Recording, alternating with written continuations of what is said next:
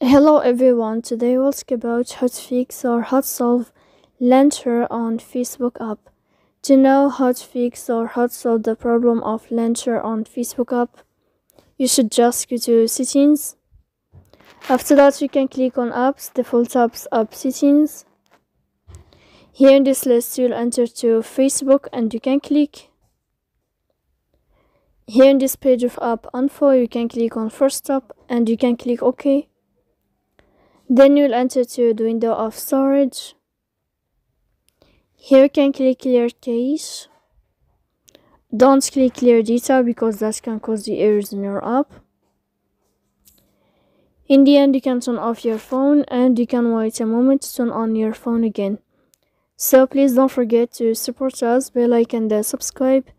See you next time in another video, and thank you for your attention and your watching.